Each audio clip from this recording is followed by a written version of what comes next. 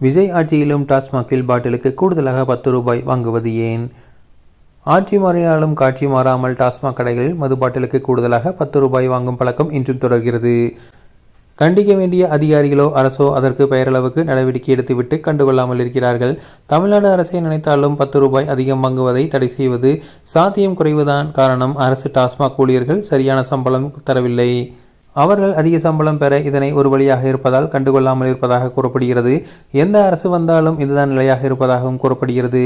தமிழகத்தில் விஜய் தலைமையிலான தாவேகா அரசு புதிதாக அமைந்த நிலையில் வழிபாடு தலங்கள், பஸ் நிலையங்கள், கல்வி நிறுவனங்கள் அருகிலிருந்து 500 மீட்டர் வரை அமைந்துள்ள டாஸ்மாக் கடைகளை மூட உத்தரவிட்டுள்ளார். உத்தரவின்படி 717 டாஸ்மாக் கடைகள் மூடப்படுகிறது. 276 வழிபாட்டு தலங்கள் அருகிலுள்ள கடைகள், 186 கல்வி நிறுவனங்கள் அருகிலுள்ள கடைகள் மற்றும் 255 பேருந்து நிலையங்கள் அருகிலுள்ள கடைகள் என அடையாளம் காணப்பட்டு மூடப்படும் நடவடிக்கை தொடங்கியுள்ளது. இந்நிலையில் ஆட்சி மாறினாலும் காட்சி மாறாமல் டாஸ்மாக் கடைகள் மது பாட்டிலுக்கு கூடுதலாக 10 ரூபாய் வாங்கும் பழக்கம் தொடர்கிறது.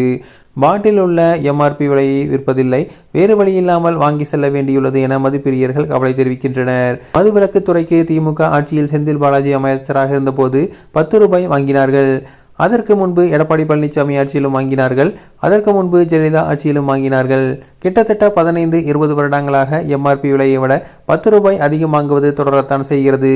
யார் ஆட்சிக்கு வந்தாலும் 10 ரூபாய் கூடுதலாக வாங்குவது மாறவில்லை என தெரிவிக்கப்பட்டுள்ளது. இது தவறுதான் என்றாலும் டாஸ்மாக் ஊழியர்களுக்கு வேறு வழியில்லை என்கிற நிலை உள்ளது. மேலிட அதிகாரிகள் கேட்கும் லஞ்சம் ஒருபுறம் எனில், மறுபுறம் டாஸ்மாக் ஊழியர்களுக்கு அரசு தரும் சம்பளமும் மிக குறைவு. குறைவான சம்பளம் வாங்கி 10 மணி நேரம் வேலை செய்யும் ஊழியர்கள் பாட்டிலுக்கு 10 ரூபாய் கூடுதலாக வாங்குவதன் பணத்தைத்தான் சம்பளமாக பெறும் நிலை இருக்கிறது. தினமும் கடைக்கு வந்த செலவும், கடைகளில் அன்றாடம் ஏற்படும் சிக்கல்கள், உடையும் பாட்டில்களுக்கான பணம் மற்றும் சரக்குகளை இறக்கி வைப்பவர்கள் கேட்கும் கூடுதல் தொகை போன்ற பல்வேறு காரணங்களால் இதற்கு அவர்கள் செலவு செய்ய வேண்டியுள்ளது. இன்னும் தெளிவாக சொல்வதென்றால் டாஸ்மாக் ஊழியர்கள் வாங்கும் சம்பளம் மிக குறைவு. 10,000-15,000 சம்பளத்திற்கு வேலை செய்யும் டாஸ்மாக் ஊழியர்களுக்கு அரசு ஊழியர்களுக்கு உண்டான சலுகையோ வசதியோ கிடையாது.